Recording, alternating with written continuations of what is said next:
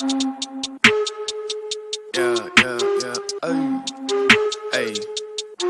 I said, excuse me, but you don't understand where I'm at. I was all around the world, on span, cross the map. I've been laying low and now it's time to pop up, bitch, I'm back. Now I'ma run it up. Snooze on the kid that you dumb or what? You better go get your numbers up. Now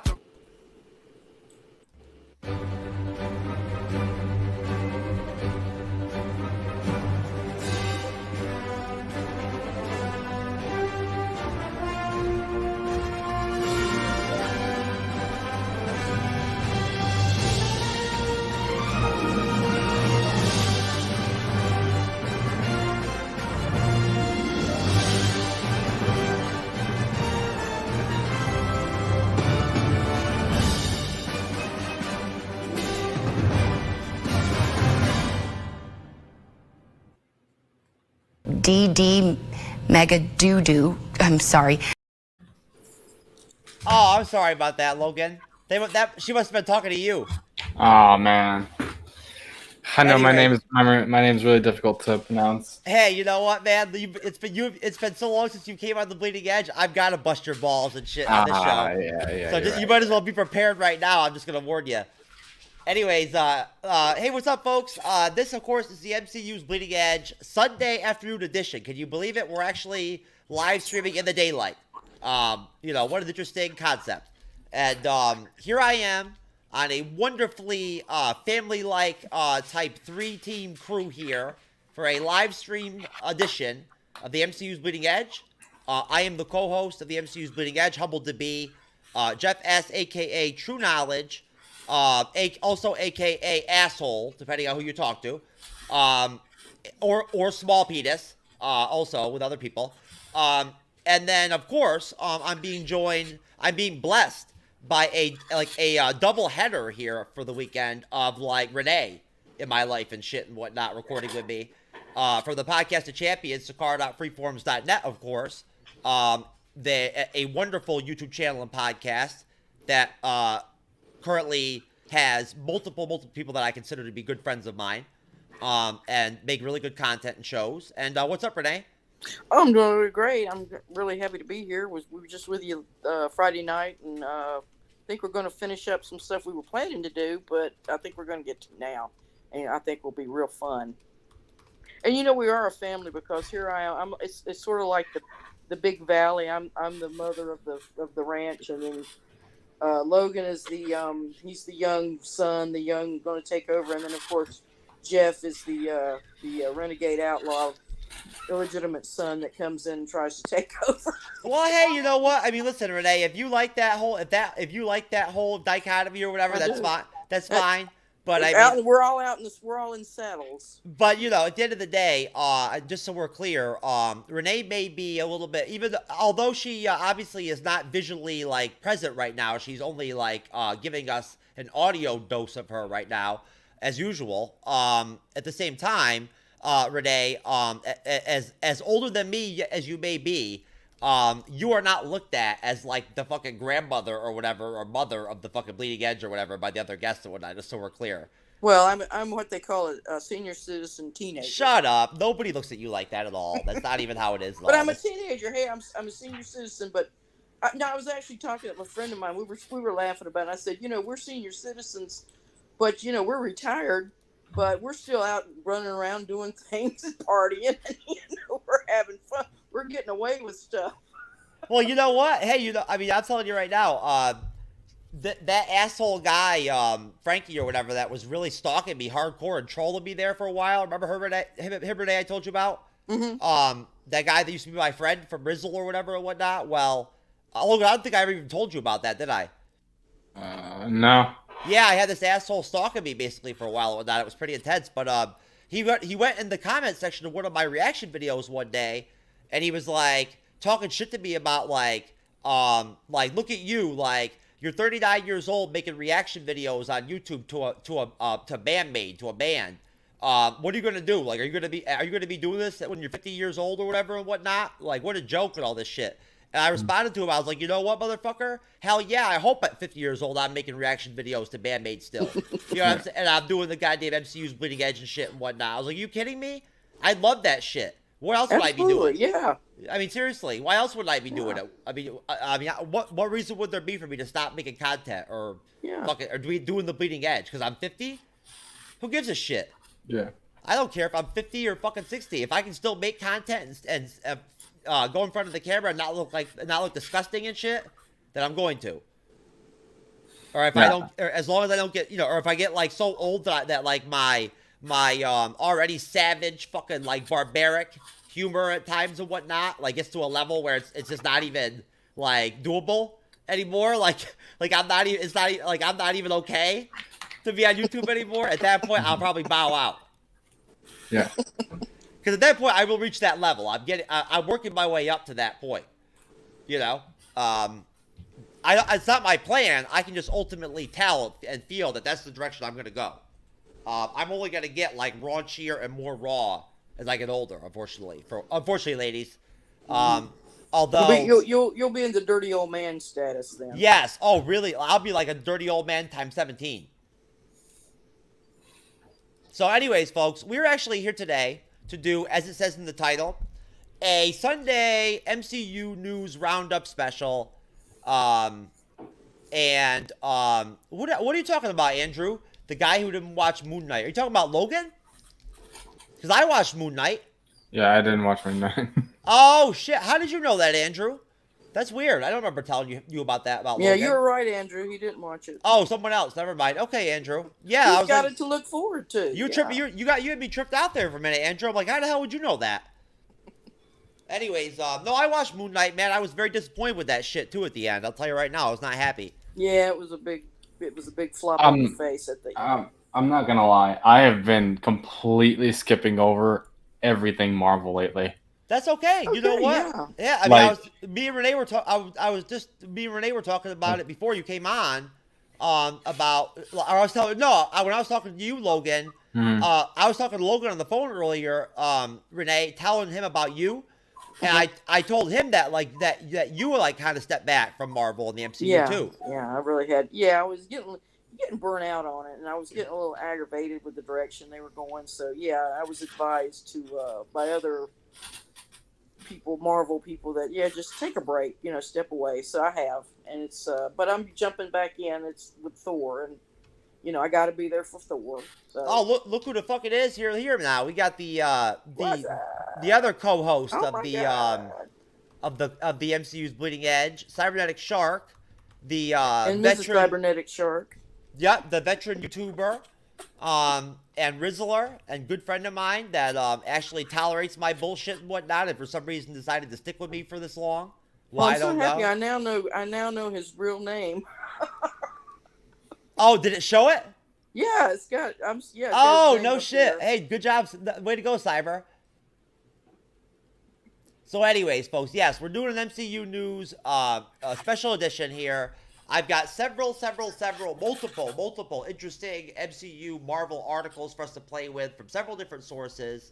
We're basically just going to run through them.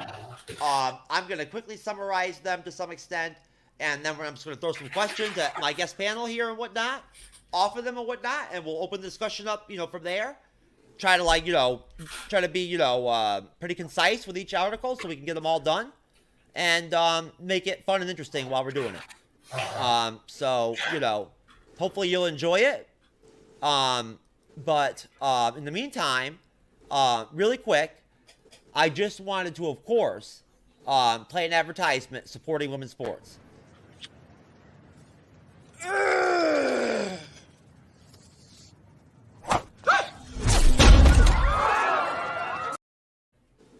Baby leg, hang out your shit like. I'm recording her. Hey, yo, how long? My child. This is not my child. No, it's not. Are you gonna help me? Yeah, you gotta give me change. I don't have change. What happened to you? Are you gonna help me? What happened to you? I don't know what happened to me. They said I got raped. What? Can you help me, please? They said I got raped. They said I got raped. Can you help me, please? Oh my God. This is so what? This is good footage right here.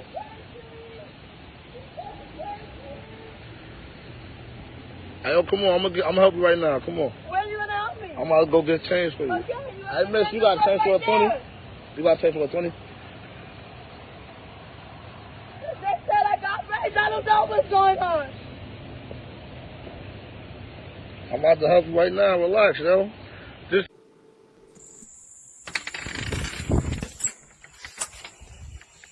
So, one of our water department behind my house getting his head dicks up.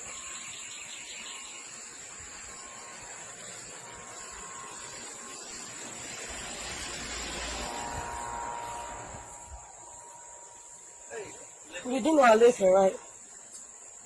She said the house was empty. I'm sorry. Oh, I'm sorry. I thought my friend was. Oh man, I'm sorry about that. My friend was over here or whatever. Logan, you there? Logan. Yeah. Oh, there you Yeah. are. I'm still here. Yeah. Logan, I'm sorry about that. I didn't mean to expose that in front of you, man. Like that No, might have been man. that might have been like too R-rated for you and whatnot. I don't know what that. I'm not sure what that chick was doing to that guy, man. It seemed kind of interesting or weird. I don't know. I don't know what's going on, man. Yeah, I mean, seriously, you know. I mean, I'm not sure what that was about, but you know, I don't know. I'll tell you what, it looked like fun. I think I might like actually having someone do that for me sometime. But I don't want to be caught though like that on camera and shit. Yeah, it doesn't seem very fun. No, I don't want. Nobody wants to be caught on camera. Oh, I don't care about the camera part. I mean, shit, I do everything. I do all my bedroom shit on camera anyway. I just don't want my blowjob to be stopped like that and shit. I want it to finish. Yeah, I'm not down with that half blowjob shit. Yeah. What was the Marvel question?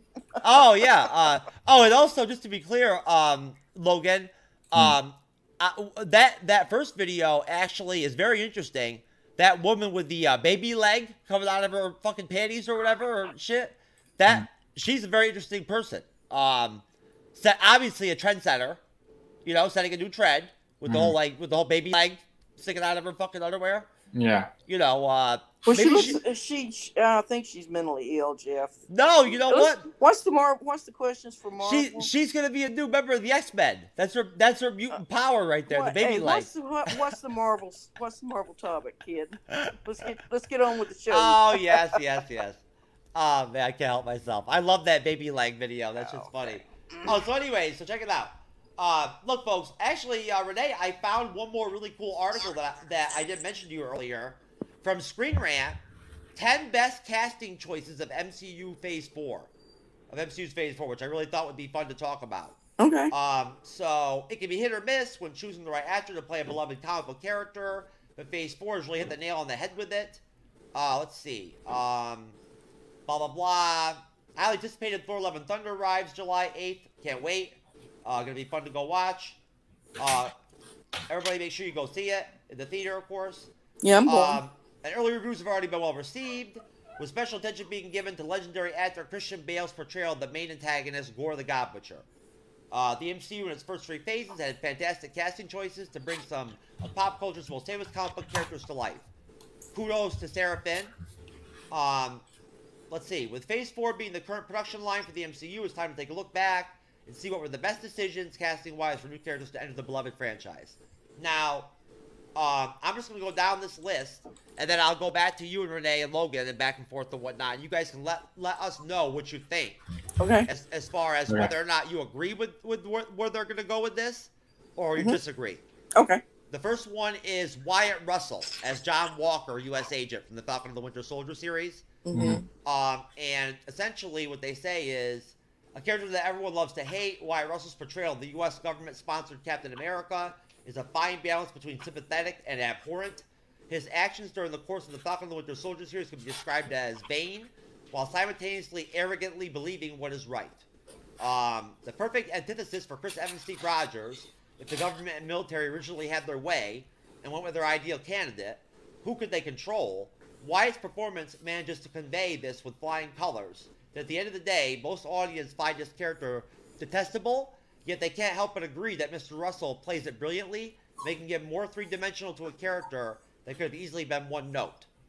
So, I want to put it out there first, just that I did pick John Walker, U.S. Agent, as my Monica Rambeau Award recipient for the Falcon and the Winter Soldier series, meaning that I considered him to be the standout secondary character of the series, essentially.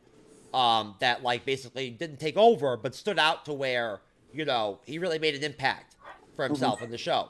You could not like him at times. It was funny. But going to you first, Renee, what do you think? Do you agree that first of all, do you agree that Wyatt Russell as John Walker, U.S. agent, even deserves to be on this list? Yeah. Hey, I gotta go. I'm sorry about that. It's an emergency. I'm sorry. Okay, brother. Wow. Well, that was interesting. Oh man, I'm very surprised by that, Renee. You know what?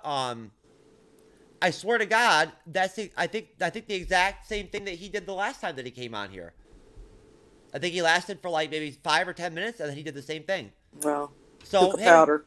Yeah, Logan, I'm not sure what happened, buddy, but that's unfortunate. Yeah, well, hopefully everything's okay. Yeah. Yeah. Most definitely. Let's give him the benefit. Yeah. Oh no, of course we will. Yeah. I'm just unfortunately sad that I won't have the opportunity to sit down and record with my friend, man, because me and Logan are buddies. And I really haven't talked to him very much lately in the last couple of months, you know, so I was really looking forward to catching up with him. But going back to what I was asking you, Renee, do you even think that Wyatt Russell as John Walker deserves to be on the list to begin with? Yeah, I mean, I liked, I watched it, you know, he's in the, Falcon and the Winter Soldier, that series, so, and then he plays the anti-Captain America. So, in other words, he's going to be the obverse of what Steve Rogers is, and so he's going to be a love-to-hate type character, but one that isn't out of bounds of redemption himself. So I think, yeah, he's a very good multi-dimensional character.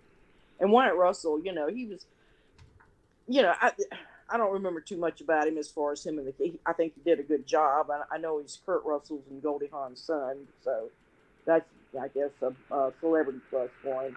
Yes, I mean, you know, I'm not against him actually being the character. I think that the character itself is what it wants more interesting than the actor playing it. Okay. And so essentially, would you say that, so obviously you agree that he deserves mention in the article, I guess, on their list or whatnot, as being ranked or whatever as one of like the best casting decisions that they made in Phase 4. Do you think that you would agree with the premise that I put out and whatnot about how when I watched the series, I gave him my Monica Rambeau award as far as like I felt like in the series he definitely stood out to the point where he was like the best secondary character in the show. Oh yeah, he absolutely, as far as that particular series goes. I mean, because of his character and everything, and it's going back and forth between Sam Wilson and John Walker, who should be the true Captain America, and then you see the difference, the contrast between the two characters. So yeah, and as far as what's Wyatt Russell, is that his name? As far as his performance, yeah, he did a really good job. I'm not saying he's not. I'm just, the only thing I would say would be that I think there would be other actors who could do that part. And you can't, and then a lot of other roles and a lot of the other actors you can't really say that about. You know, they're matched up pretty good. A lot of the other roles have been matched up real well with the actor's own persona. Robert Downey Jr., he's the perfect example. Because he even has a deep redemption story in his own life where he fell off, the wagon as far as in his early part of his career, and then had his issues, and then he came back better than ever, So that's, you just can't unlock Robert Downey Jr. from Iron Man at this point. As far as this anti-Captain America, or whatever he's called, I think other actors could play that part just as well. That's what I'm saying. Though Wyatt Russell did a great job. I'm not putting his performance down at all. All right. Next on the list, Haley Steinfeld as Kate Bishop. Enter Hawkeye's #1 fan, Kate Bishop, a naive and adventurous college student who has a knack for archery herself. Ever since being a witness to Loki's invasion of New York City, a young Kate was able to see firsthand from her family's demolished brownstone, a guy with a bow a bow and arrow taking out aliens left and right with precision and finesse that made quite the impression in the star-addled eyes of Kate Bishop. Haley Steinfeld is no stranger to the superhero realm in her career, having lent her voice in the Spider-Verse, but here she makes her live-action debut with favorable results. She managed to bring out the impressionable and naivete in her interactions with Jerry Renner's gruff Clint Barton. It's a welcome balance that Haley nails and is able to compile an arc that showcases her growth from amateur to a hero embroiled with dangerous responsibilities to take on. What do you think, Renee? I mean, obviously, you know, we don't know the whole rest of the list, but I'll tell you right now, right from jump, I don't believe that the casting of Haley Steinfeld as Kate Bishop is anything like outstanding or whatever, or some great casting decision. It was an obvious thing. You know what I'm saying? It was a common sense choice kind of thing. You know what I'm saying? Yeah, I mean, I'm really not that familiar with her, with the actress. You know, she's young, whatever. I guess she read off of her CV there. She did a really good job. And I guess if she's going to continue in that part, I mean, I don't know why not. There again, I could probably say, though, that just like Wyatt Russell, there's probably other young actresses that could have done just as well. It wasn't a great match. You know, it wasn't like what I'm saying, the ideal matchup is what I was talking about before. But yeah, there again, I'm not putting her down. I enjoyed her performance, and she did real well. Yeah, I mean, you know, and look, I'm not I'm certainly not trying to put her down for her portrayal of Kate Bishop in the Hawkeye series, because I did think she did a good job. So, you know, I guess my only point is just that I don't feel like, I guess that in terms of like the wording of the article, I just don't agree that there was some like massive like special casting decision to make that choice, just because I'm not that familiar with her entire bio, but I know enough about her to know that she's been in the entertainment industry for a minute. I mean, she was in the freaking she was in that redo of that Western.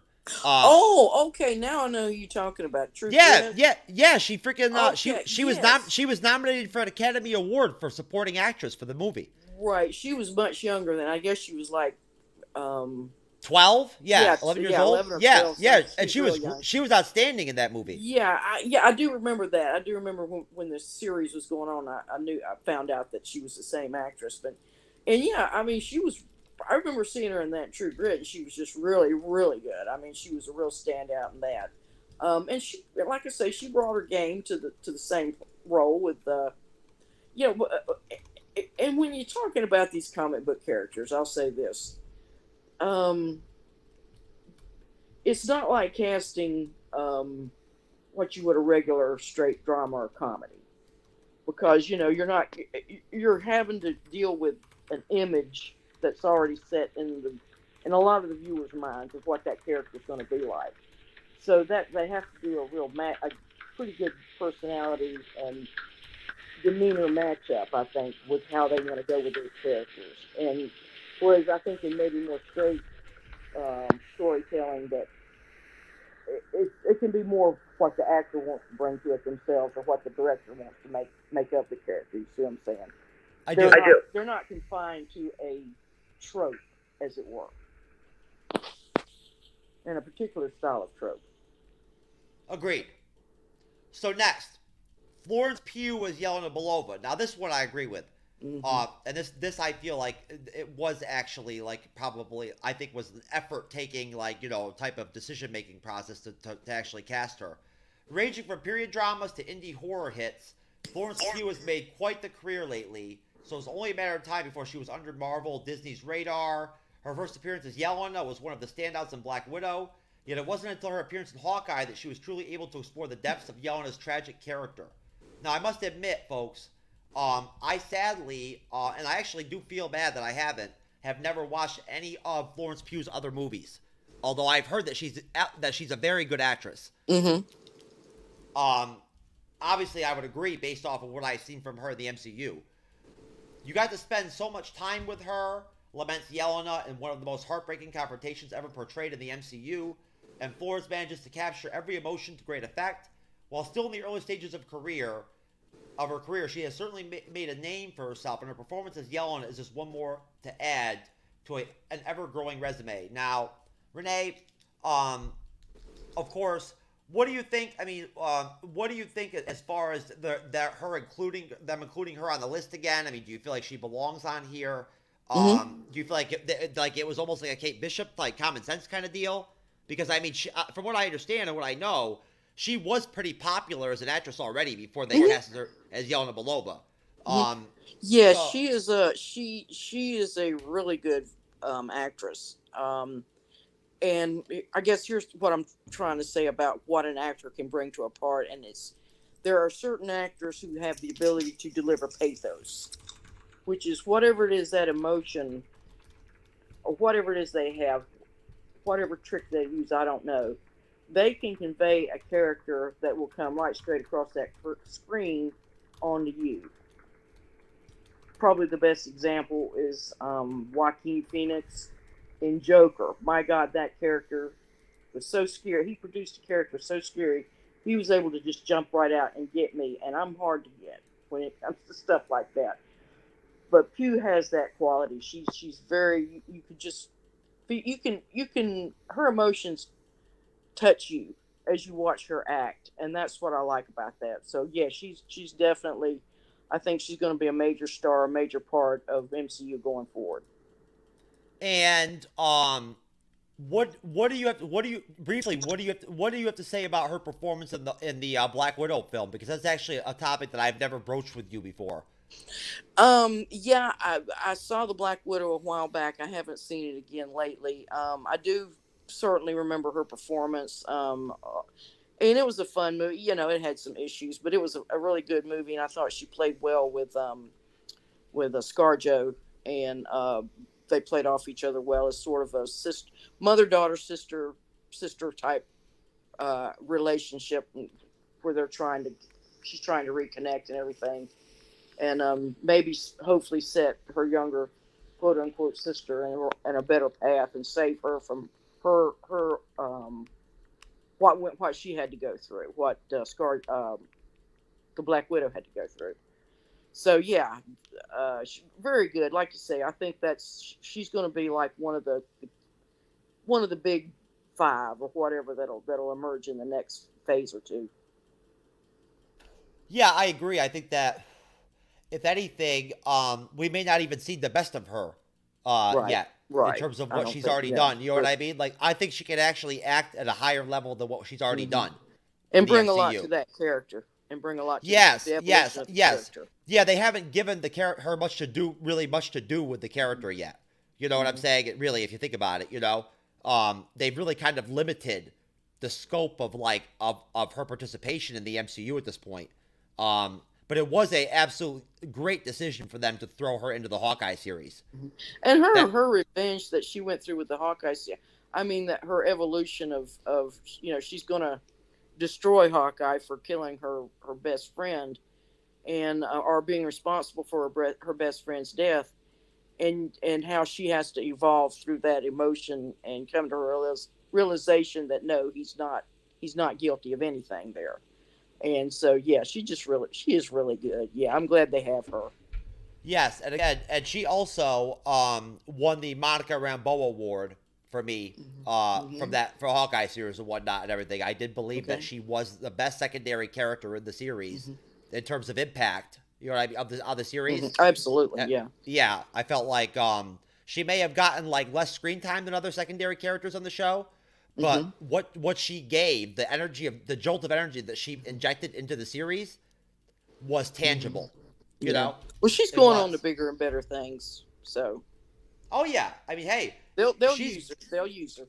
Oh yeah, and she's very young. So I mean, if anything, this whole her deal, her time with Marvel Studios in the MCU is only going to set her up to put her in a position to where it's going to catapult her. You know. I agree.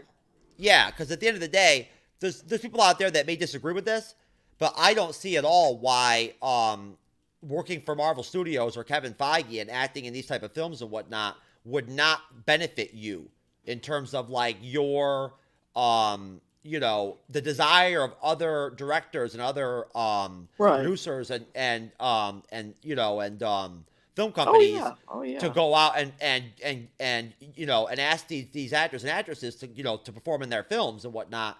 I don't see acting and Marvel stuff as detracting on them or like taking away anything from their acting and whatnot like that, you know. Or that they're dumbing themselves down to play these characters or something like that or whatever. Right. And this Yeah. is like, Exactly. They don't. you know, They bring their A game to those parts, and that's one of the things. They're not there collecting a paycheck. Let's put it that way. no. And you know what? For the most part, especially with the Disney Plus series, I think Marvel Studios and Kevin Feige has done a great job of putting together very solid stories for these characters and whatnot and everything that really give some of these actors and actresses a vehicle, right, to really stand out with their performance and their acting. And that's a part of the process, Renee. You know that. You know what I mean? Like, you know, it all is it's a multi-layered effort. You know what I'm saying? You know, like when it boils down to it, you know, a good actor can play a character or whatever, or a role in a series or a movie and whatnot. And if they're not used correctly in the film, you know, or if the story just doesn't work for them very well or whatever, you know, or shine on them, it will actually they'll end up looking like they didn't even do a good job. So I guess I'm just saying that it's a collaborative process. Yeah, they've built a company of players that can interchange and go back. I always like to talk about the old days in movies, and if you're a fan of John Ford and his type of movies, he did that. If you ever look at his movies, he always used the same actors, and he would bring them in, fit them here and fit them there. Maybe he wouldn't use them in the next movie, but that's he knew how to use John Wayne that way. He knew how to build a story around his type of character and everything like that. So yeah, I think it's really what I call Class A filmmaking in the Hollywood classic sense of the word, in the best sense of the word. So I really appreciate Marvel and Kevin and everybody, and of course the spirit of Saint Stan Lee that reigns, that protects us all. Yeah, I really appreciate it. Yeah, just as a hardcore film goer, aside from science fiction or comic books, just as someone who loves movies. I agree. I think you make a good point. So next on the list, we have got Oscar Isaac as Mark Spector, Stephen Grant, Jake Lockley from the Moon Knight series. Oh, absolutely. Yeah, I think that's yeah. Let's just say yay for that one. Yeah. I don't think I need to summarize their little deal or whatever and whatnot. We'll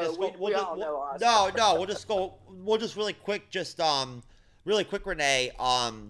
You tell me. I mean, but regardless of like what you and I thoughts are on overall how the story went and whatnot in the series, how it performed overall and whatnot. Just based off of his acting and his performance, right, in the series, what do you think? I mean, what did he bring to the table, and like how well did he do? Oh, well, he brought 90% of it. Absolutely, I think I said that before. He, I there again, you're talking about could they get another actor to do that? No, I don't think so. I think Oscar was the perfect choice for that. I didn't know it going in, would he be, because, but I knew he was a great actor, and I knew he if anybody could do it, he could. So yeah, absolutely. I mean, he was just really all of it as far as, and I'll bring it down a little bit. He was 60% of it because, Arthur Harrow, golly, what's the actor's name? It just flew out of my head. Oh man, for some reason I always struggle with his name too. Ethan Hawke. Anyway, Ethan Hawke, absolutely, Ethan Hawke. Ethan Hawke was there, and they had a lot of other characters too that I liked. A lot of the oh my gosh, the actress that played his mother, his that had went insane. I mean, she did a really good job, and who played what was his lady loves his wife, Mark's wife. The actress that she started out kind of meh to me, and I think a lot of people thought so too. But she really is. I think as it progressed, her character really blossomed, and she brought a lot to it too. So yeah, and of course the voice of Murray Abraham as Yes. Khonshu. Yes, most definitely. One of my favorite parts of the whole series. One of the things I did like about it. Next, Simu Liu as Zhu Shang-Chi. I'm sorry, can you go back for what was the first name? Simu Liu. Okay. As Shang-Chi. One of the few films in Phase 4 that isn't a sequel or a spin-off with an already introduced character, Shang-Chi was new ground, and the MCU made their bets by casting Chinese-Canadian actor Simu Liu of Kim's Convenience fame in the eponymous role. His chemistry with Awkwafina and the legendary Tony Leung is refreshing, but it's the emotional and physical gymnastics he has to hurdle throughout that makes his performance all the more entertaining, making it one where audiences can't see anyone else but him. Now, you saw Shang-Chi, right? I did, but I saw it a while back, and it's like Black Widow. I need to go back and look at it again. I enjoyed it. It was not like you say it wasn't going to kick you in the ass type Marvel that they've done before, but it was still good. I mean, it was entertaining, and he in that part was not familiar with the actor, but I feel like he did a really good job, and I mean, why not? But could another actor have done that? Probably. Probably. No, probably. I will be honest, No, but he did do a good job. He did. He did a good job. Yeah. I think he was. And again, I'm going to put it out there right now. Very, very, very attractive. Easy on the eyes. Oh yeah, but he's That's always a plus. Yeah, he's a very handsome, very good-looking man, without question. Young man, without question. Very good shape too. He has a nice-looking body. He's built very well. And he really like put his time in the gym and whatnot before Shang-Chi. You could see that he did. Oh, okay. No, he looked good. Yeah, he looked really fit. No, and honestly, he was actually really, really great. In his fight scenes and like all the scenes where he was fighting with like against people with knives and shit and whatnot and everything. He did a great job with all that stuff and whatnot. He was great. At the end of the day, for me, I pointed this out a long time ago when we did our review of the Shang-Chi film. I was not a big fan of the Shang-Chi movie. I felt like it was lackluster. It was like inconsistent, all over the place. Some of it made no sense to me. It was stupid, some of it. The whole fucking Awkwafina deal and shit where like she like picks up a bow and arrow all of a sudden for the first time in her life, like in the village and shit, and like starts hitting bullseyes immediately and everything and whatnot was a joke to me. And then if that wasn't worse enough, then later on she shoots an arrow 3,000 feet in the fucking air, her last arrow and shit that she had and whatnot, to take out the dragon and shit that was like the freaking ultimate like villain of the movie and shit. And she shoots him, and she makes this like accurate, precise shot to a spot in the dragon's throat that where you could only kill it. I'm gonna have to watch that movie. Oh yeah, yeah. I'm telling you right now, and that was the same day that she just picked up a bow and arrow for the first time in her life. Okay, well, it's magic. So I mean, come on, man. And then, oh my God, like you say, there are no dragons either. So, well, no, you know what? And then the whole fucking, the whole deal with Ben Kingsley and that stupid fucking butt-faced animal shit there, whatever they had in there. Come on now, man. That was a goddamn joke. I mean, seriously, it was like a clown show. Okay.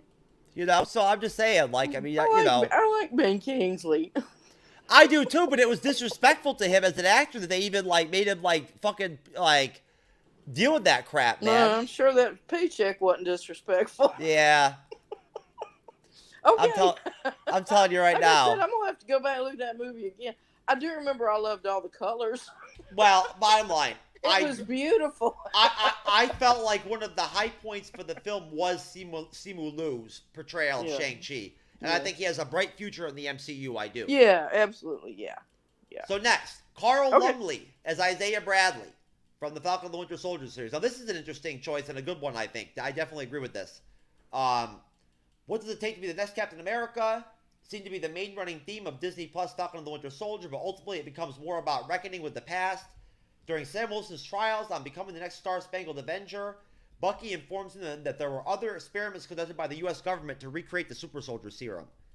Enter Isaiah Bradley, one of the first subjects for the renewed Super Soldier program. While not seen in his heydays of the program's success, audiences see the toll it took instead, and Carl Lumbly of JLA fame portrays it perfectly.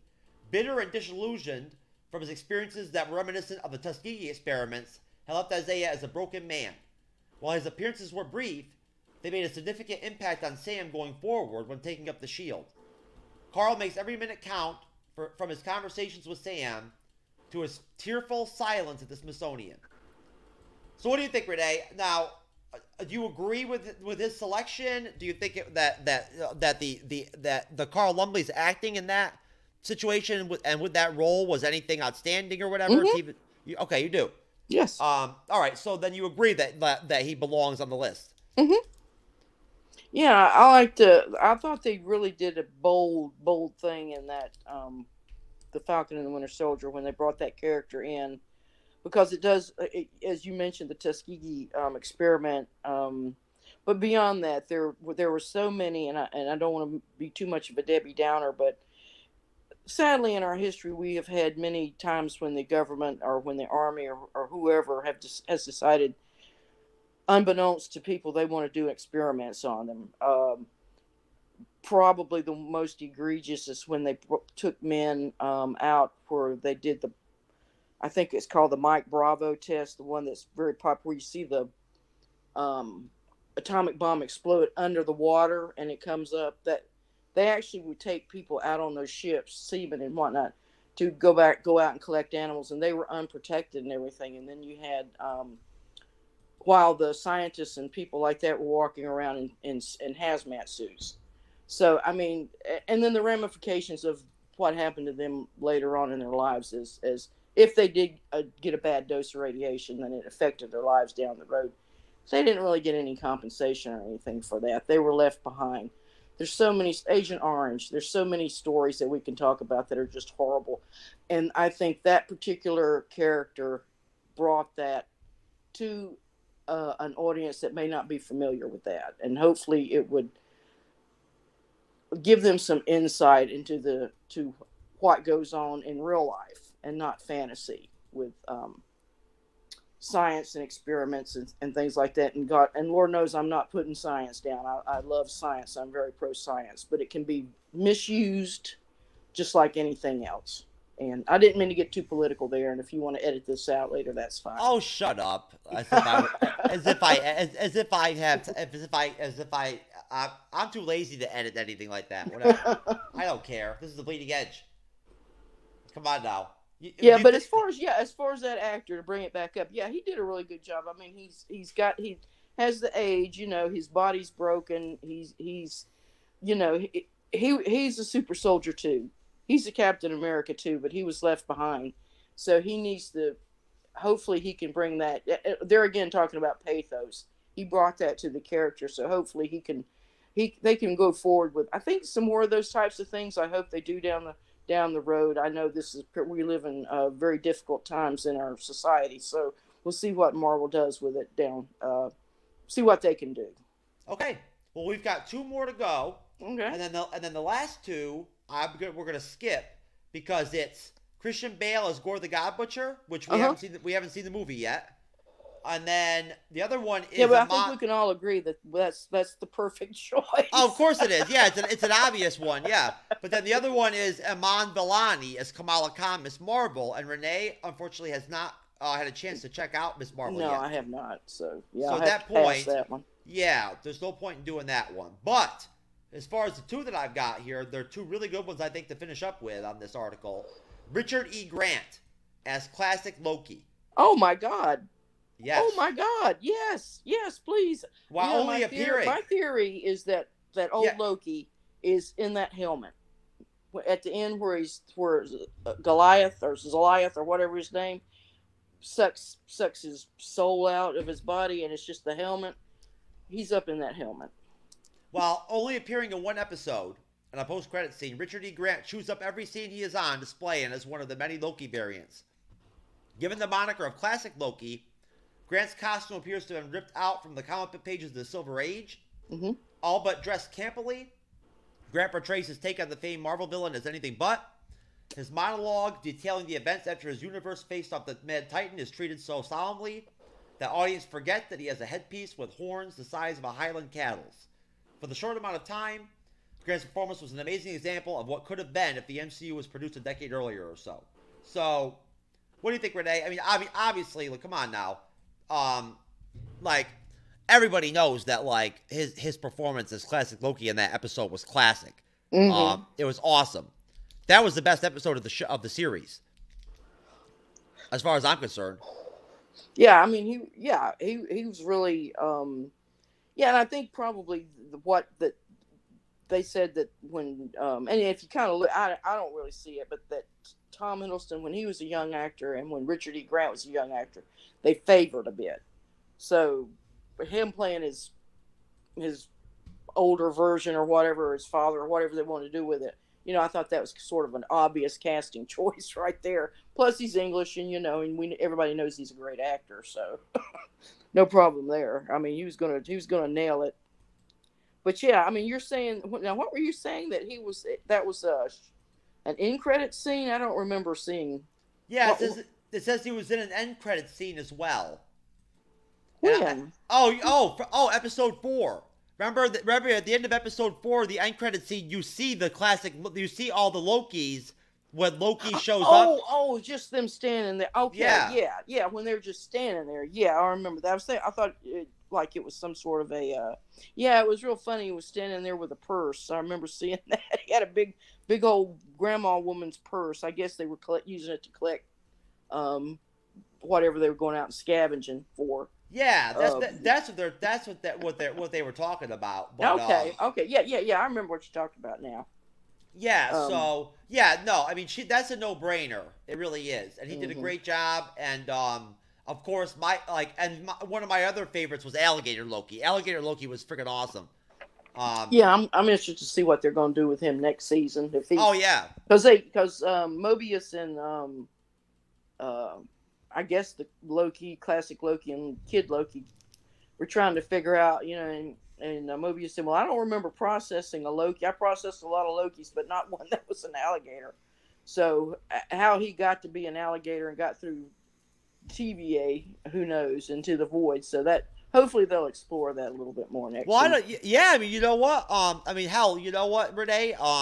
As we're doing this show, I'm like having in my head, I'm thinking to myself, I keep having these like thoughts pop in my head of like topics and segments for like later on shows while we're talking. And I was thinking that like we should do a Loki season 2 preview show. Yeah, just throw out all kinds of speculations about it. Yeah, you know, because honestly, what about that? Because I kind of jumped on it a little bit Friday night. It was that the Philadelphia experiment. Now they're bringing in something that was not MCU. That's way science fiction. That's urban legend. You know, that they've literally brought in. And when you stop and think about it, well, that's going to have a time machine, supposedly a time machine in it, because that was, you know, quote on what the conspiracy theory about the Philadelphia experiment is. So will that be a vehicle for the Lokis that are stuck in the void to get out of the void? You know what I'm saying? So I think there's a lot to play with there with a lot of the stuff they've dropped into particularly when they got to the void. That, like you say, that was some of the best parts of the whole series, was all those it was a lot of craziness and going on, and it just really enjoyable and funny. And then there was the frog Thor. Yeah, most definitely. So to wrap up the article, we have got, of course, Jonathan Majors as He Who Remains. Mm-hmm. And I don't think I need to read the rest of the article on this again with this one, because this is kind of a no-brainer type deal. So, so just really quickly, Renee, look, you tell me, what were your thoughts? You know, you and I have never really talked about the Loki series before that much. What were your thoughts on how Jonathan Majors did in the finale in terms of, you know, what he gave the audience in his one episode appearance playing a character that also was killed in the same episode. So it's essentially already like, you know, dead. I mean, everyone. Well, he is dead, but if you remember at the very end when Loki gets sent back into the TVA, then he sees the statue of He Who Remains, I guess, who is now Kang. So in a sense, he's not killed. I mean, we see him. We know Kang's coming back. Oh yeah. No. He Who Remains is just a Kang variant. Right. You know what I mean? Like that's all he is. Like, so he was killed, but that has nothing to do with Kang. We haven't even really gotten Kang yet. Well, he's secondary to Kang, though. That's what I'm saying. He's Kang, just with a different name. Right. You know? And he doesn't have like the suit on or whatever, the armor or whatever the hell it is that like Kang has too, like from the comics. Right.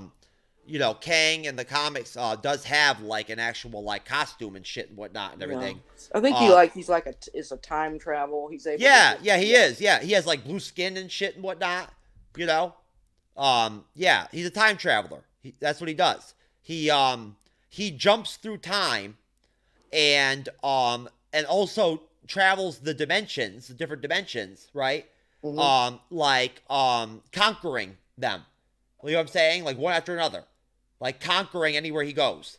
Right. I think he's like a pharaoh in Egypt or something at some point. Yeah. Yeah, Ramatut. Yep. Yeah, and his second in command is Al-Saba Noir, which is Apocalypse, the villain from the X-Men universe. Okay. That unfortunately Oscar Isaac portrayed in that terrible X-Men film a couple of years ago. But we can forget about that one. Yeah, for real. So moving on to our next article, and taking into consideration how long it took to do that friggin' one, I don't know if we're actually going to be able to even come close to getting through all the ones I've actually got lined up here. So I'm going to have to be very selective in terms of what we actually get into. I think probably we should do the MCU Phase 4 villains ranked one next. Let's do that one. I think that's the best one out of all the ones I got. Okay. So essentially, I'm not even going to bother reading summarizing the whole premise or setup and everything here in this article for what this is. All this is a standard from Screen Rant, of course, ScreenRant.com, of course. Thank you, Screen Rant. This is a top 10 list or ranking of the best villains we've gotten so far in MCU Phase 4. So, starting off, same dynamic as last time, as the other list, Renee. Your thoughts in just a minute. Number 10, the Mandarin. And now, I'm not going to bother reading their captions for any of these villains and whatnot. I don't think we need to. I think I'm just going to go ahead and read off who's on the ranking and who's on the list, and we're just going to work off of like what we know, at the end of the day about the villains. So what do you think, Renee? I mean, obviously, look, just as a quick sneak peek to have an idea of sort of like what direction we're going to go in here. At 9, we got Agatha Harkness. 8, we've got Carrie Morgenthau. 7, we've got Arishem. So you tell me, what do you think? I mean, now look, now at the end of the day, of course, we're not contrasting or trying to compare the villains of Phase 4 against like the villains that we had in like Phase 3, Phase 2, and Phase 1. We're not doing that, of course. As far as Phase 4 goes, what we've gotten in Phase 4, based on that, do you feel like you're in agreement that the Mandarin makes sense on this list at number 10? Does he belong on here? I mean, was he even really the villain of Shang-Chi? Like, you tell me. Yeah, I kind of sound like I never saw the movie Shang-Chi because I can't remember too much about it. I promise you I did see it. Yeah, because there's a Minotaur in there somewhere, I think. Anyway, yeah, I mean, you tell me, Jeff. I don't really have an opinion on that one. Honestly, you know what? Tony Luan is a freaking awesome actor. He really is. He's really great. And unfortunately, to tell you the truth, I mean, you remember those trailers for Shang-Chi? In No. that, you remember him? No, I didn't see any. I don't Oh remember seeing- shit! Oh man, I'm telling you right now, Renee. In the- I'm sort of Shang-Chi. no, starved. it's okay. I need to review that one. No, but bottom line, what I was gonna say is just that, when I saw the first Shang-Chi trailer, right, I was a little bit worried about the movie. I was, but then they dropped the second one, and it featured Tony Leung's Mandarin in the trailer, and he like dominated it, like he was like a boss, you know, like in the trailer, and it was disappointing for me that he looked so good in some of those scenes in that trailer, man, as the Mandarin. He sounded so good vocally, and you know, and whatnot, and like so like intense and like and mad and like violent, and then in the movie, like you know, he like it's like he's delusional half the time or whatever. Like it doesn't even make any sense. Like he believes that like his dead wife or whatever and whatnot is like soul is trapped or whatever in that lost city or whatever or some shit or something, because like some freaking like spirits or whatever are like trying to convince him or whatever in dreams and shit that she's still alive or whatever over there. I mean, it's stupid. Like, you know, you'd think the Mandarin would be smarter than that. You know, like that's just my deal with it. You know what I'm saying? It's just that like, you know, I didn't feel like they did him justice. Okay. As a character in the film, he could have been better. So you know, like yeah. Well, I don't really remember, but I must not have been impressed with him. So yeah. Well, I'm telling you right now, if this was the other list as far as casting goes, now from a casting standpoint, hell yeah, he should have been on the list on that. He should have been on that list because casting Tony Leung to play the Mandarin was a great decision. Now how they actually played the Mandarin in the Shang-Chi film was pathetic. Okay. Dismal. So, number 9, which I'm actually kind of surprised that they actually have her up this high in the ranking. I figured that she'd be lower. But number 9, Agatha Harkness. Now, I know that you're familiar with Agatha Harkness from the WandaVision series, Renee. And now you tell me. I mean, I won't bullshit you. You already know, because I mean, you know that I've talked multiple times about who I picked in on the ranking shows and whatnot. You already know that I thought WandaVision was the best thing that came out last year from Marvel. I still believe that. I do. But I will say that although the whole premise of like them revealing her as Agatha Harkness and as the villain of the show all of a sudden and whatnot was neat and whatnot, I did not feel like Agatha Harkness as the main villain of the WandaVision series was actually like a great move. Personally, I didn't. It didn't really do that much for me, to tell you the truth. I had higher expectations than that, I guess. But at the same time, though, and this is why I want to ask you. I do feel like what's her name, Catherine Hahn did do a great job with the role. Oh, she's a very good actress. Very good. Yeah, and don't get me wrong. Also, she's not done. We're gonna get an Agatha Harkness Disney Plus series, so you never know. Like, I mean, maybe she'll come out in that, and I'll love it or something. You know what I mean? But you tell me. I mean, do you feel like that's a fair like ranking, like a fair choice to have her at number 9 of this list? It obviously goes from like weakest to like highest or whatever. Well, you pointed out some things where you thought the character was a little weak. I actually did like it quite a bit. I mean, I didn't really see her coming. I wasn't familiar with the Agatha Harkness character at all. So, of course, I figured a little something was up since she started acting a little weird. She would always there'd be like little hints. So you sort of say, yeah, well, something's up with her.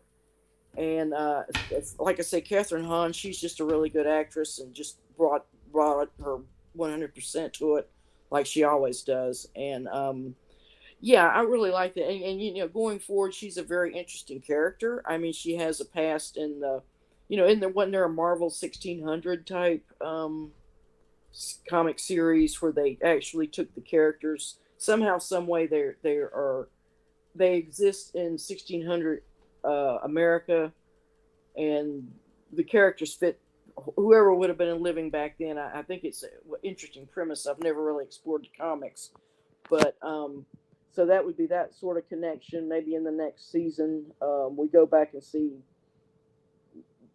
how superheroes behaved back in the olden days. Something like that. Something different anyway. Yeah, I mean, I'm really looking forward to it. Whether she has anything else to do with the Scarlet Witch, I mean, I don't know. Maybe not. We'll see. But yeah, I'm really looking forward to it. I think it'll be a good series. I don't believe at all that the Scarlet Witch will appear in that series at all. I don't believe that at all. But I do think, though, without question, that at some point later on in the Marvel Cinematic Universe, maybe in Phase 5, they will end up putting Agatha and Wanda back together again at some point. And here's what I'll say about those types of shows. They might not appeal to all the Marvel fans, but they do definitely appeal to Marvel fans like myself. I like seeing stuff like that. It doesn't have to be, great battles all the time. No, hey, you already know how I feel. I mean, when we did our ranking show, our 2-part ranking show here on the Bleeding Edge, I was the only person, I think, out of the whole panel of like 7 people or whatever that actually had WandaVision even in like their top 3. And I had it as number 1. So you already know how I feel about WandaVision. Right, absolutely. I mean, shit, I didn't buy WandaVision t-shirts and shit and everything and whatnot when the show's already over for no reason. And look, I mean, shit. You do see that big ass Scarlet Witch poster I have right behind me, right? Oh yeah. Yeah, so that's what I think about WandaVision right there. Anyway. Yeah, and you know what? Honestly, I considered actually buying a WandaVision poster too, but there's no room there for me to put it. I'd have to take out one of the other ones I already have. Space right there behind your computer. I can see like where you're sitting now. There's a nice spot, right? Actually, you need something right there. Yeah, but you know what though? Like honestly, if I was gonna get a WandaVision poster, I'd rather get a full size poster. You know what I mean? I wouldn't want to get like one of those miniatures or whatever, or type deals. I know what you mean, just to fill that space. Yeah, you need to put something there anyway. Yeah, you're right. You know what? I never even thought about that. That is a blank spot. Well, you know what? I mean, they do have like mid-sized, quarter-sized type like signs and stuff like that and whatnot and crap like that and like posters and whatnot that you can get. So I'll look for something for it. I'm not sure. I'm actually glad that you mentioned that, Renee, because I enjoy doing like simple like interior decorating and whatnot, and I love posters and stuff like that. So like it'll actually be fun for me to like think about like what I can come up with to fill that spot. Maybe I mean it's kind of like a rectangular shape, so maybe I could actually fit like a full-blown rectangular sized poster of like a nude woman. Well, you'll have to put this little electrician tape over parts of it. Yeah. Just for the show, you can peel it off after. Yeah. When I was in college at High Point University, North Carolina, in my dorm room, right? My dorm roommate, he met a chick like at the first party of like before even the first semester started. And like like in the like days before the first semester. The most important event of the year. Yeah, so like he met this girl at the party, and no joke, he moved in with her and started living in her dorm room in the woman's dorm and shit, right from jump and whatnot. Like the second day that the day after the party, he moved. Like essentially, he got his shit and went over to hers. I mean, I saw him. But he never came back in the room again for the rest of the semester. Now, I had the whole room to myself from that point on. And so at that point, I think, on one whole side of the room, on the whole wall, I had nothing but pictures and posters of like full-blown naked women and like full-blown vagina shots. Wow. and shit like that. Yeah, it was crazy. Mm. Yeah, it was savage, man. That was some savage shit. But you know what? I'm sure you got a lot of studying done in there. Oh yeah, I mean, and it was very respectful to women when they come in Mm-hmm. and whatnot. Yeah, sure. But as always, though, it did not just like it doesn't affect our female ratio of our audiences of our shows. Mm-hmm. It did not affect my ability to Put naked ladies up on your yes, wall. yes, that's right. Do special private things like with every other with ladies. 18-year-old. That's right. America. I made sure I did lots of that. I can tell you that right now. I was doing more of that than I was studying, which is probably why I did not last until the end of my freshman year at High Point. Yeah. So number 8, Carly Morgenthau. Now I love this pick. Actually, I do. I really do, because I think that honestly, I feel like I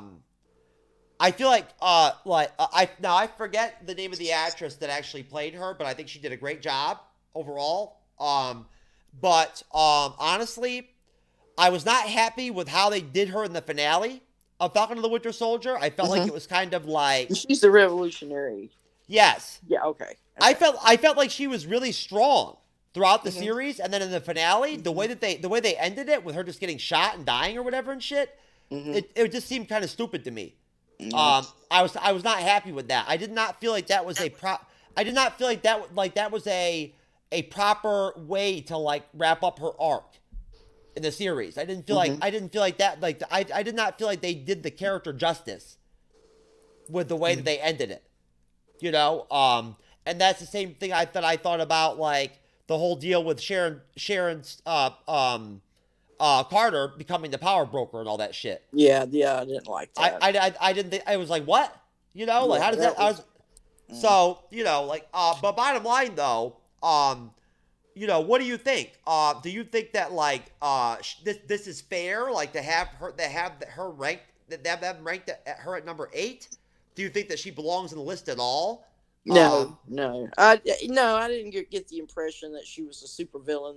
I think she was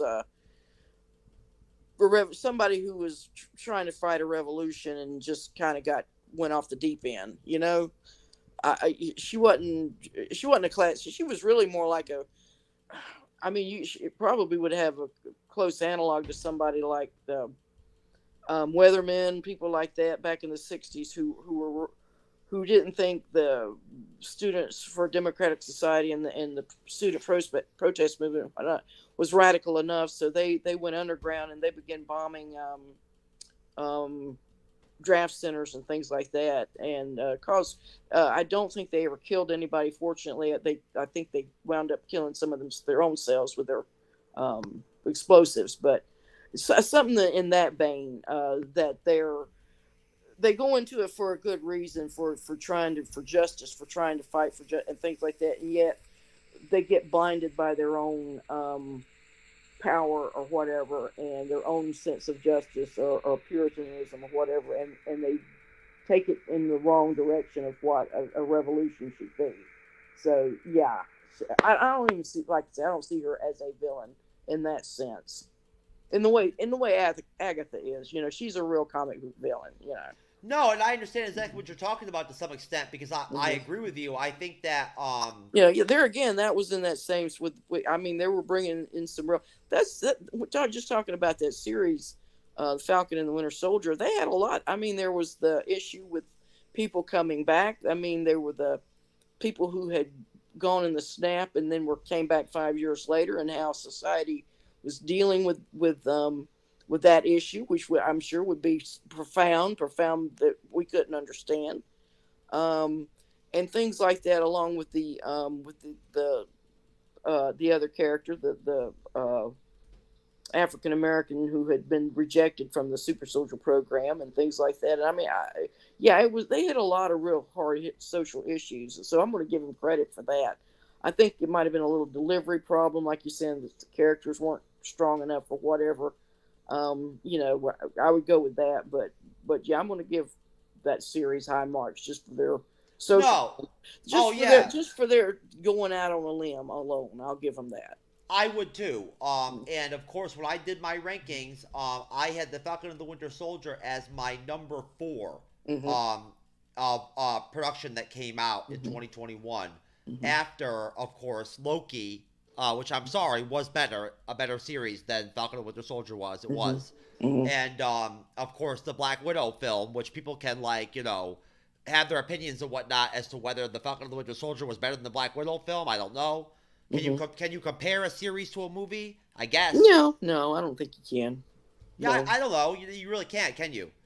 No, because you're looking at, when you're, particularly the way Disney's doing it, they're doing pretty much 6 hours, right under 6 hours content. So you're looking at that, you're thinking, well, that's two movies right there that they're putting out. So it's not like a standalone movie. You can extend the drama and the complications and everything a lot more than you can in a movie. That's right. You're right. So they're really not comparable. Mm-mm. No, you're right. And there's going to be a lot more exposition, I think, and I get kind of aggravated with it myself. But in these series, we're going to have more exposition. We're going to have the characters slowing down more and talking and getting to know each other and things like that. Whereas in a movie, it's going to be, you're going from one high to the next. And so, yeah, I don't think it's fair to compare it that way. No, and my thing is, and I think you agree, this is kind of what you were talking about before with her, with just to wrap up with Carly, her arc was inconsistent, and whereas when the series first started, the goals and the statements and everything, and the actions of the terrorists and whatnot, it seemed actually interesting to some extent. Like, it seemed like they actually there were aspects of their goals that were positive, right? Or you could sympathize with them in some way. But over the course of the series, their goals and their reasoning and whatnot for their actions, what they were doing, it just got weaker and weaker and weaker. You know what I mean? Yeah. To the point where it almost didn't make sense, after a while. And at that point, it just their whole premise became when they got to that Shanghai-like city, or not Shanghai, but Macau-like city, I think it kind of went off the rails there a little bit. Madripoor. Yeah, Madripoor, yeah. Yeah, so either way, but I will say this, though, again, great choice of casting. The young lady that played Carly was outstanding. She was. Yes, good. And she's actually very pretty, too, I think. She's a very unique attractiveness to her. So anyways, number 7, Arishem, the Celestial, from the Eternals film. Yes. Now, I don't know about this one, Renee. I mean, for one thing, is Arishem really even the villain of the Eternals? I'm not really sure. You tell me what you think. But, I mean, essentially, in the Eternals movie, the stuff that Arishem did and, his actions and decisions and, goals all make sense and are logical. Yeah. You know what I'm saying? According to his whatever he is, he's doing evolution. He's doing what he's supposed to do. That's right. What he's been doing for freaking ever. Yeah, because the whole thing was that, well, we will destroy this world, but this other world, so many other worlds will come out of it. And they're thinking long game. I mean, okay, 3 billion years from now, it'll be a wonderful planet. What are you complaining about? So. That's right, because I'm pretty sure that the Celestials they're immortal. Yeah, they've been there since the beginning. Whatever they are, their consciousness was there at the beginning of the universe. So, however that you want to factor it or figure it, I don't even know how to explain what a Celestial is, Renee. Yeah, they're just I think there's actually the great being above or something. Oh, what is it? That's above the Celestials, and then they have their higher, which I'm interested in the hierarchy of how they run these different realms beings and different. Well, there are other. Well, no, I mean there are other. There. What? Why am I echoing like this? Why does my audio keep doing this? What? This is weird. What's it doing? It keeps like fading out, and I'm echoing and everything and whatnot. Well, I can hear you just fine. Okay. Yeah, I'm not hearing any echoing. Okay. No, but there are other entities that are essentially just like celestials. Like, like for instance, there's Eternity, who's like a essentially like a celestial. That's essentially one of the entities that exists like since like the creation, the creation of the universe or whatever, right? Basically, he's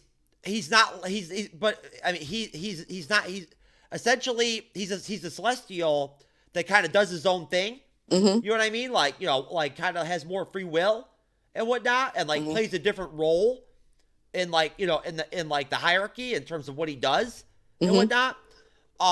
Who's just as powerful as like a celestial and whatnot, and like lives in space and shit. Then there's like Galactus, of course, right? And Galactus again is essentially a celestial. That's what he is. He's an entity that has been around since literally the beginning of existence, right? And it is like a cosmic entity that is a celestial that was like a part of like the creation of like the universe. Okay, well now what's the Grand Master? What is he? The Grand Master, and his twin brother, the Collector, are not celestials. They are. But Ego is a celestial. Ego is a celestial. He's like a celestial junior, kind of. Okay. What are the Grand Master and Collector in the comics? The Grand Master, along with the Collector, is one of the elders of the universe. So they're like below the Celestials. Yes. Okay. But they are elders of the universe. So, like, essentially, they've been around, too, since, like, back in the day. And then there are the gods, which would be Odin and Zeus and these guys. Oh, there's lots of gods, yes. Yeah. Okay. I mean, there's the Egyptian gods and Khonshu and those guys. Yes, there's all kinds of gods. Yeah, there's lots of gods. And so Odin only had the 9 realms, but that was just his carve out.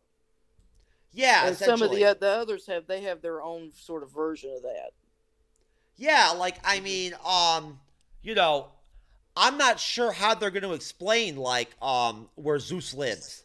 Like, you know what I mean? Like in the Thor film yet? Yeah, that's what I'm looking forward to. And like how that's all gonna, like what that's all about, like, or where that is, or like whatever, I don't really know. I just know that, essentially, the gods are pretty powerful, but they're not like at the same level as celestials. You know what I'm saying?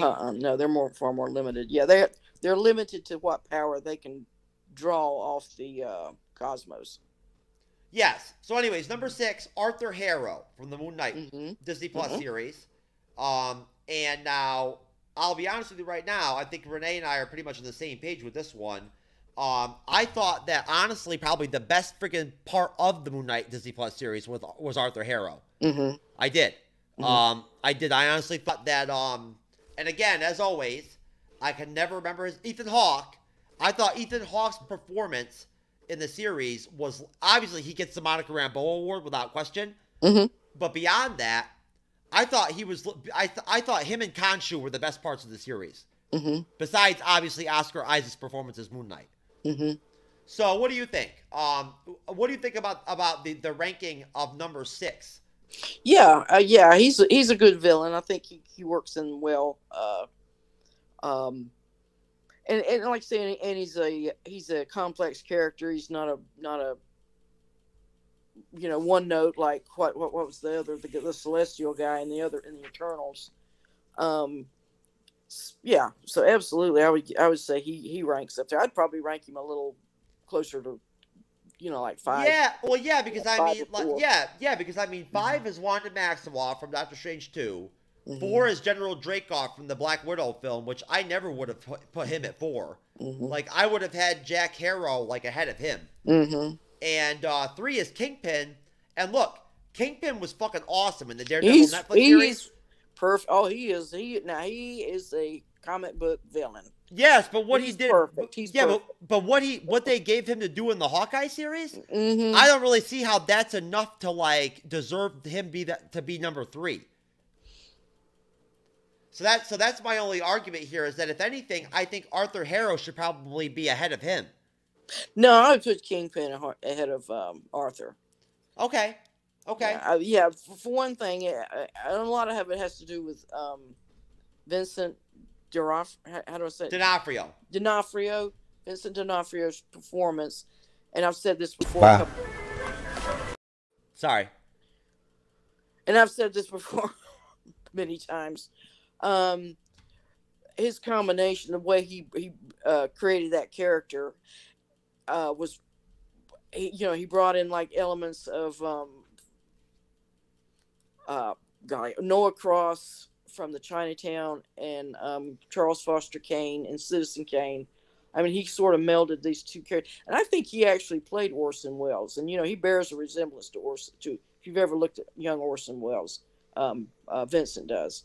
So he brought a lot of those elements, I think, to that character, and just made him towering and just over the top, but not so over the top that it's ridiculous. So I would say I would actually, number 3 is fine for me for that. Okay. And of course we will actually get the Kingpin, and we'll talk a little bit more about him. But as far as the Arthur Harrow villain, his character in the Moon Knight series, Renee, what was your take? I mean, how well did you think that Ethan Hawke did with that character? I guess maybe in contrast to how Oscar Isaac did. Well, as I said before, I'm not familiar with any of those characters, so they were all fresh to me. Actually, I think Arthur Harrow he's a whole cloth new character, isn't he? There was no Arthur Harrow. He comes from the comics.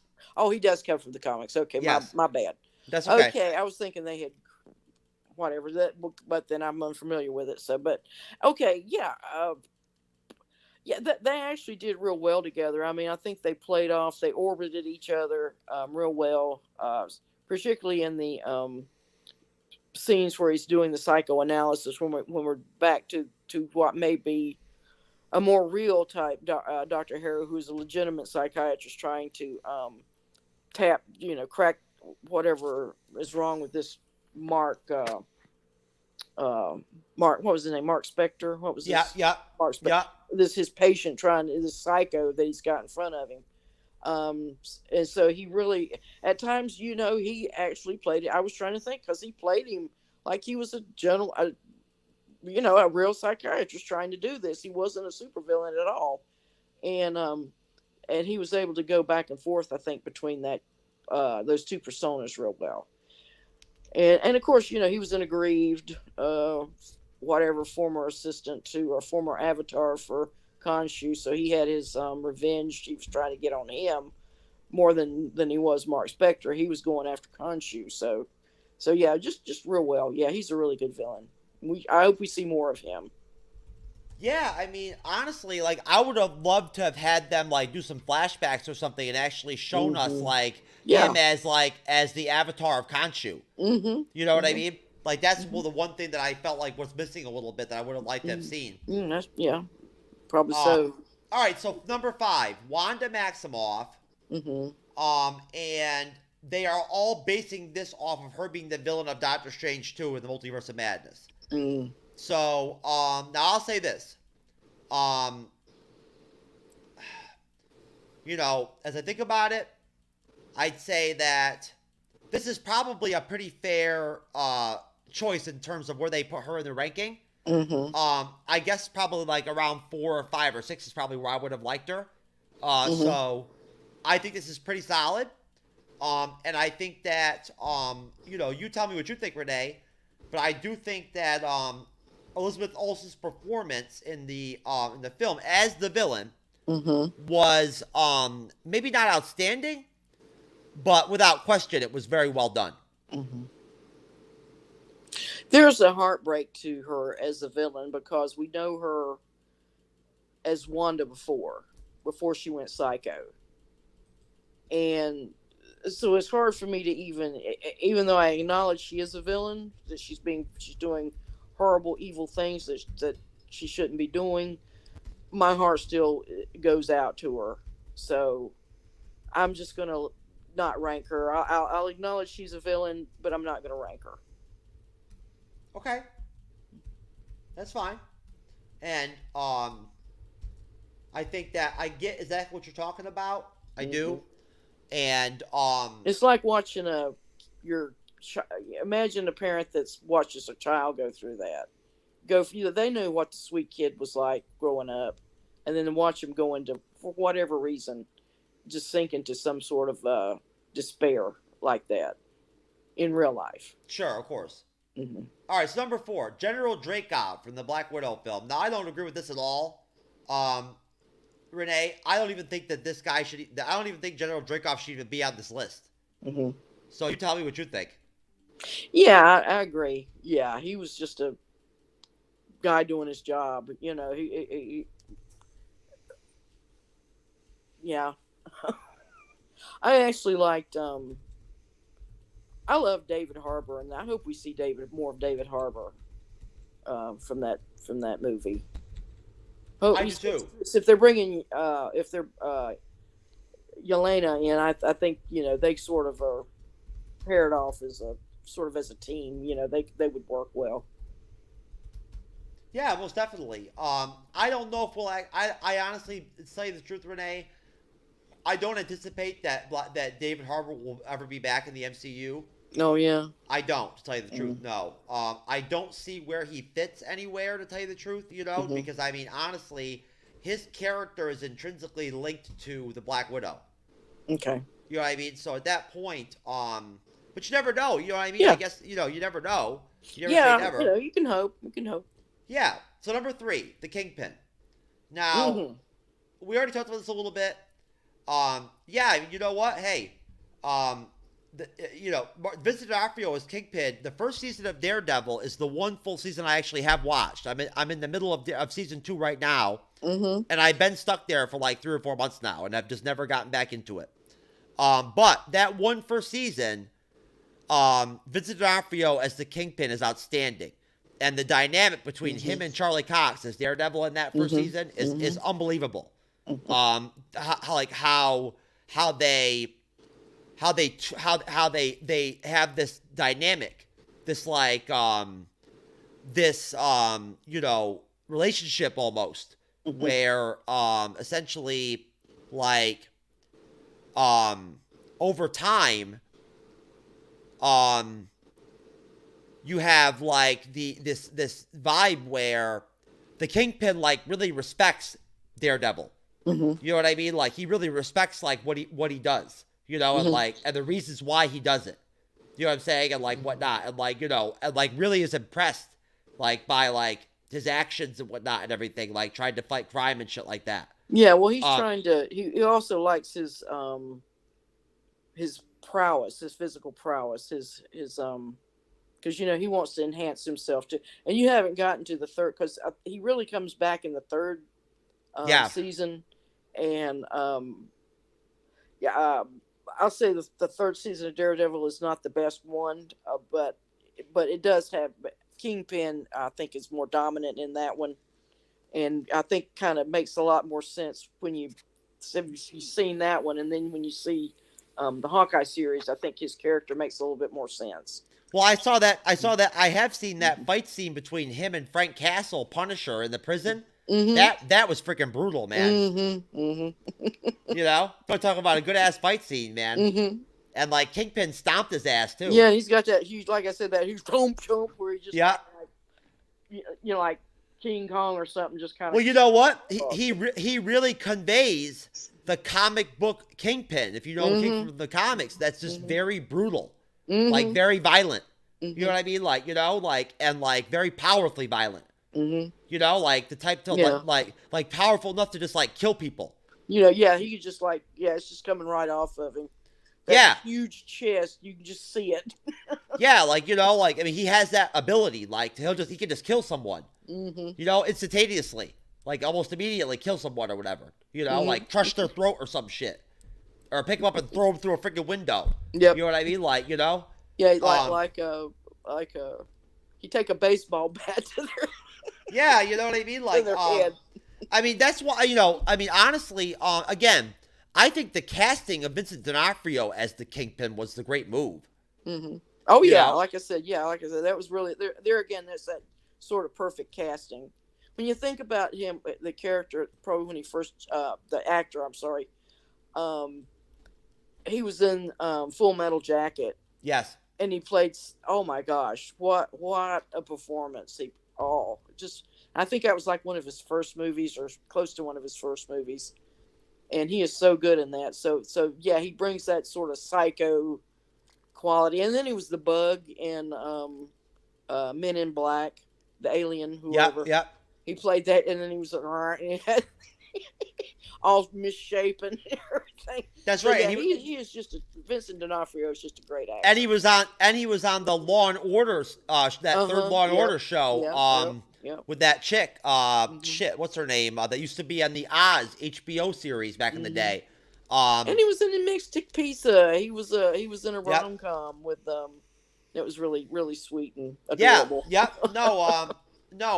So, anyways, number 2, Ultron, and of course now we're not talking about Avengers: Age of Ultron. This is Phase 4 Ultron. We're talking What If Ultron.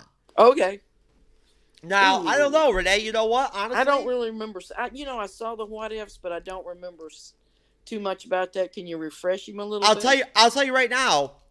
For me, honestly, besides the zombie episode, the Ultron episodes at the end of the show, at the end of the series, were the best ones of the whole series. You know, when we got like that, when we got like the Ultimate Ultron with the Infinity Stones and all that shit.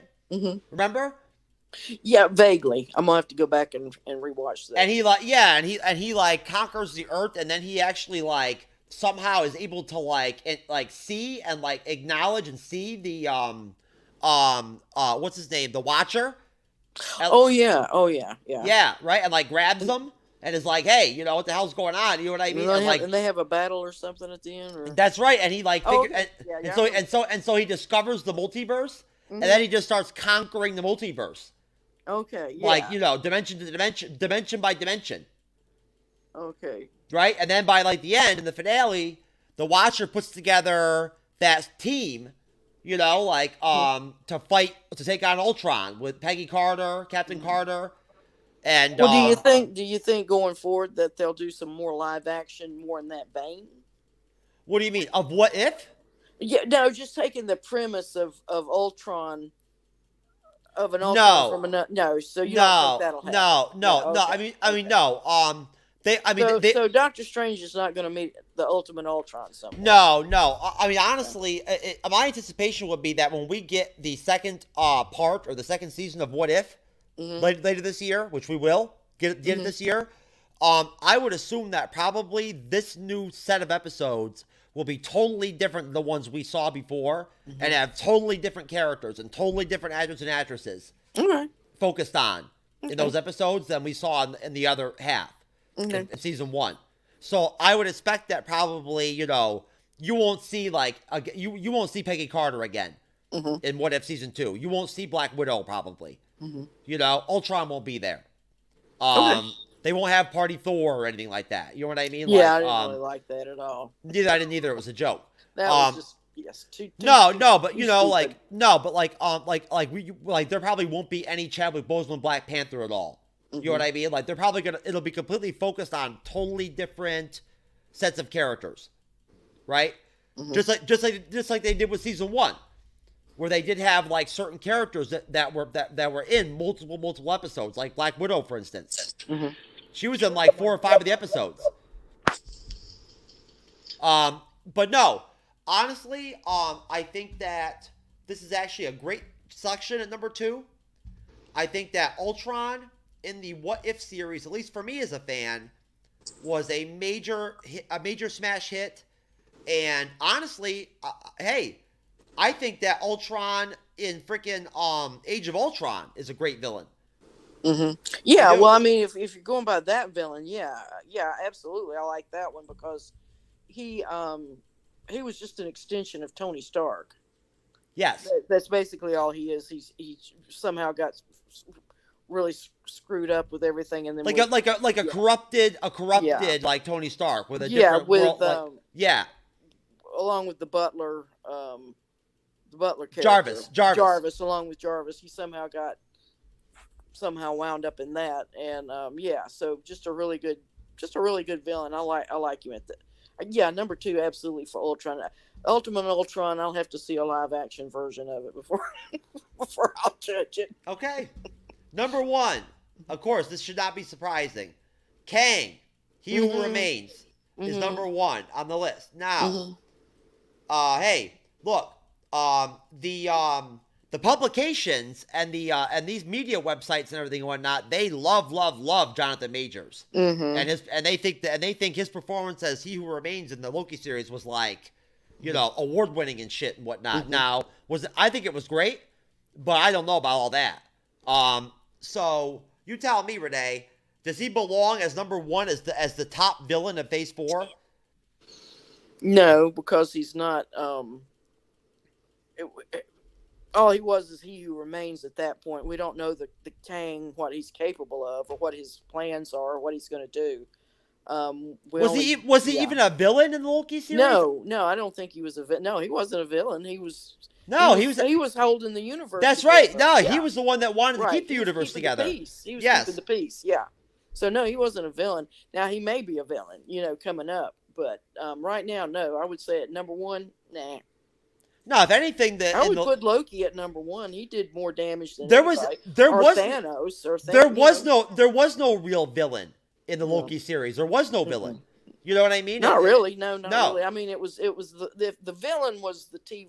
Yes, the TVA. The TVA. What Sylvie thought was the TVA was. That was her. That was the villain to her. But the TVA is not a villain. No, but they were shady, though. Right, shady, duplicitous. They were doing bad things to people. Yes, but they were all operating because they're all under. They don't understand what they're doing. They just think they're doing their job. That they were created to do that. They have no idea they've been kidnapped and shanghaied into that. That's right. That's right. Honestly, you're right. There is no villain in the Loki series at all. And I'll be honest with you. I think that now I'll tell you right now. I gave my Monica Rambeau award for the Loki series to Sylvie. What's her name? I forgot the name. What the actress's name is now off the top of my head. It's been so long since the Loki series came out. But she was great. As Sylvie, outstanding. Sophia DiMartino. Yes. She was outstanding.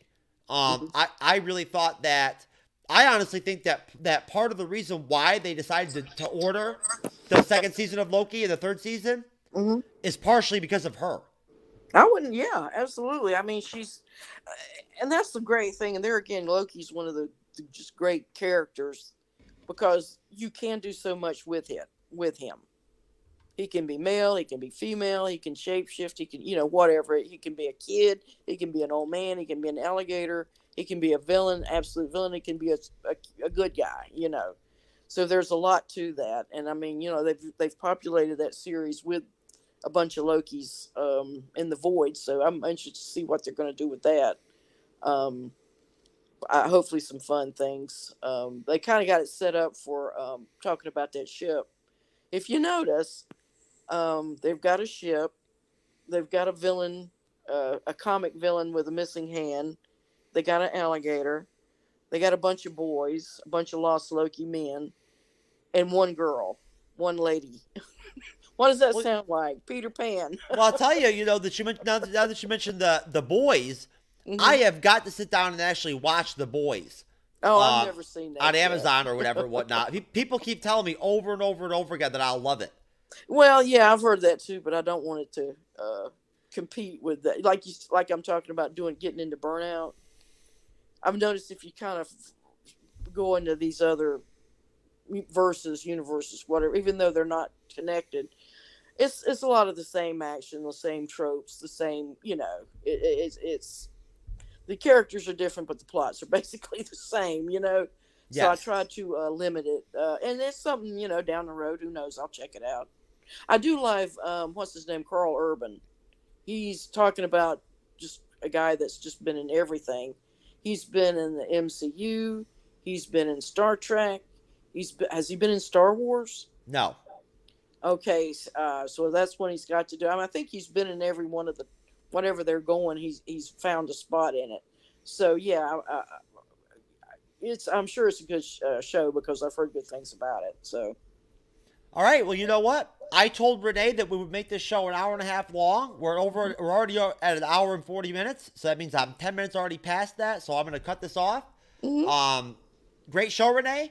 Okay, thank you. Thank you very much. I really appreciate you doing me a solid and whatnot and everything, and being willing to jump on with me for a second time over the course of the weekend. Of course, folks,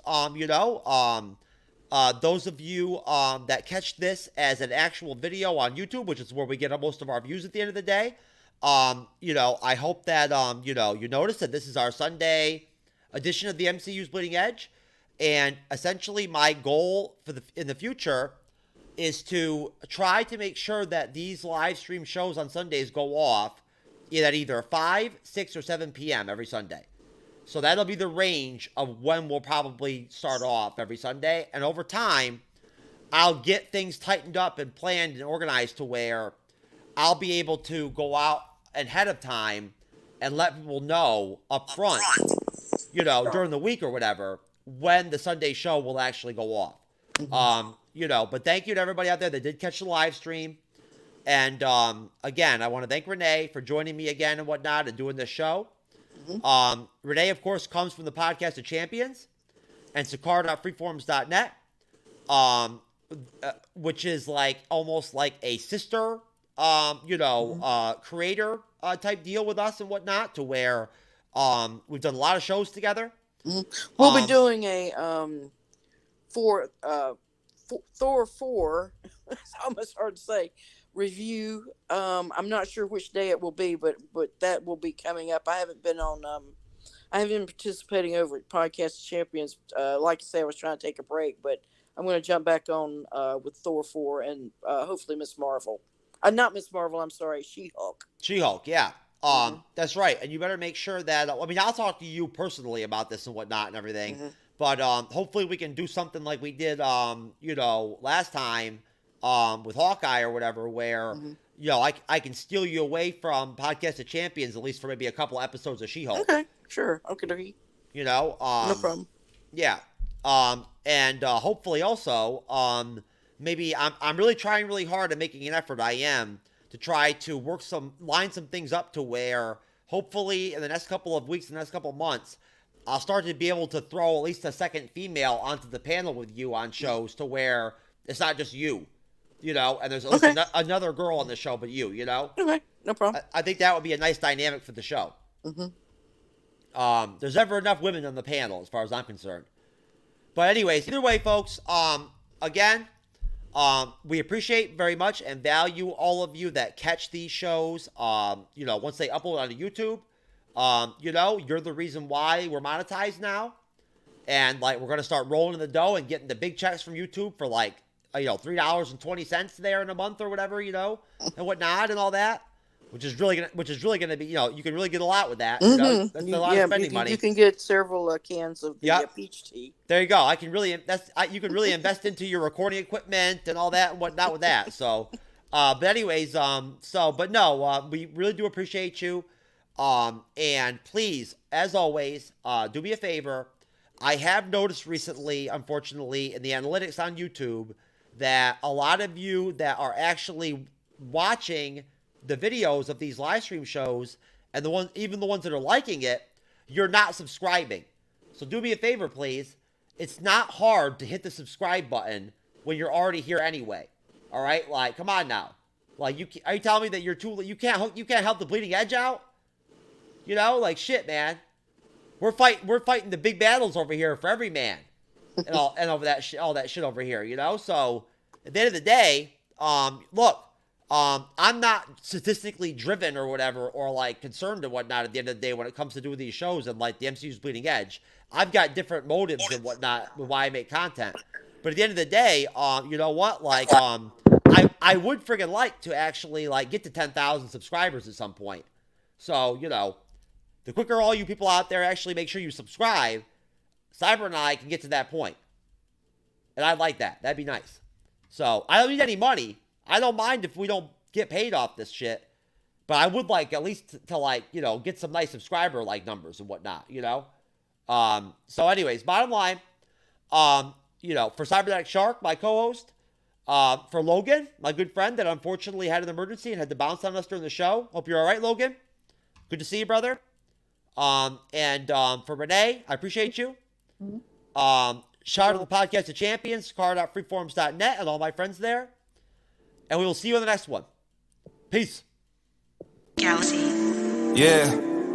Someone at the door, John, now I'm here to stay. Tell me who the fuck gonna face the music. More brick laying, that screen time. Been cutting back on the daily usage. Long road for the road dogs, for the weird miles from a soapbox. Got BKTs on this bitch, so everybody getting rolled on, yeah. Yeah, everybody getting rolled on. Check all this credits on BMI. I'm just too kind to expose y'all. And I see a team with the ghost.